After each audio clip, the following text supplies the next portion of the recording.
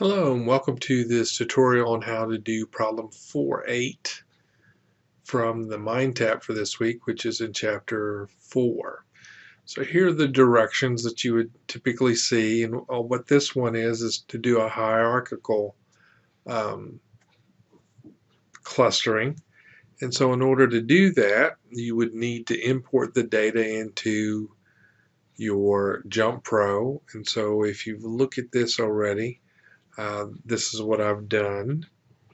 And the way I did that is I just did like I did before, do file, open, you find your data file and you import it in, and then it gives you all these values. So these are your variable names across the top. That's what it's referring to in the directions.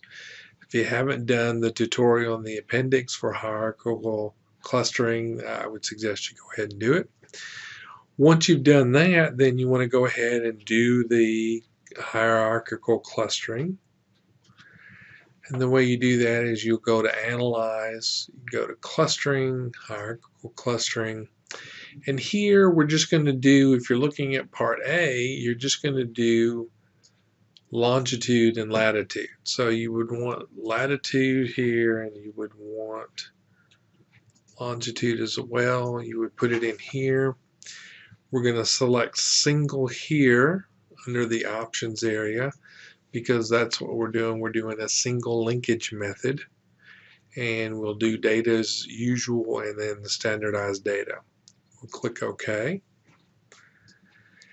and that will generate a dendrogram for us. From here we need to set the number of clusters, so the number of clusters instead of 12 is going to be 10. We'll click OK, and we'll want to save that. Now notice, get out of here, notice over here in our data there's not another column that shows us which cluster we have. What we'll want to do when we save the clusters, it will create another column over here and tell us what our data row is in, what cluster does it go with.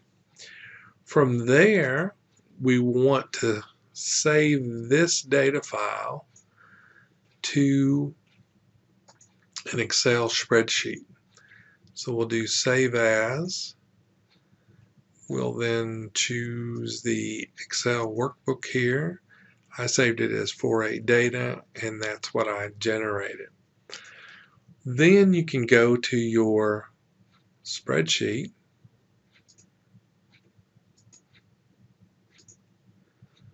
You've got the data in there,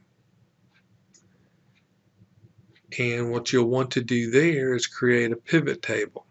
So you'd select it all and go to Insert and click Pivot Table. So I've done that already, and if you can look at my data here, I've got 4, 3, 1. That's the count of the cluster. So that's what they're asking for in terms of cluster size in part 1. Then notice what I did here is rows. I dropped the cluster in here and just grabbed cluster, dragged it here. Then I did a drag cluster here and make it a count. So again, to do all that, you just need to do the value field settings, and it may come up default as sum. If that's the case, and that's what I'm talking about here, you would just change it to whatever you wanted. Now I wanted it count here. So sometimes it'll come up sum. You'll need to change it to one of these others, especially in this for min and max. So the next thing I did is came up here, and I've switched this up so you can see it a little better.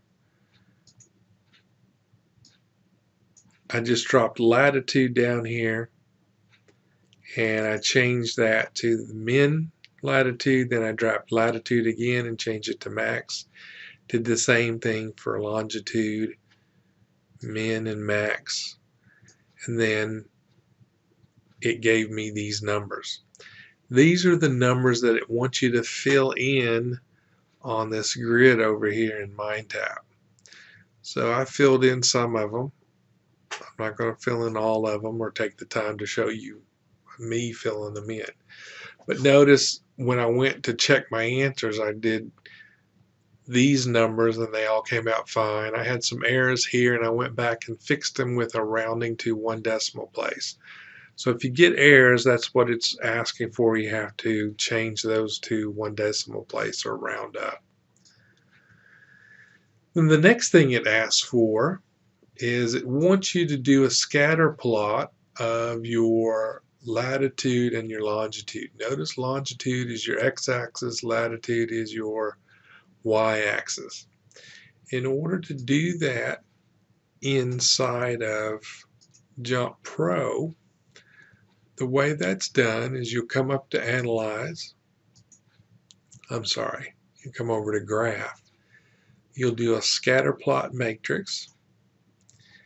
You'll drop longitude into the X box. You'll drop latitude into here. And you want to group by the cluster. That's the reason why we had to do the hierarchical analysis first, so it would give us the clusters, and now we can actually generate that. When I click OK, here is the graph. Now I'm not sure why it's not giving us color. It gave me color previously. But when I looked at this graph, it was this area right here that was unique. It was the only thing different between 1 and 2. I could immediately view out or eliminate 3 and 4 of these graphs. And so I chose 1, and that was the correct answer. So I'm not sure why it's not showing the color. I tried to get the color, but it doesn't seem to come up.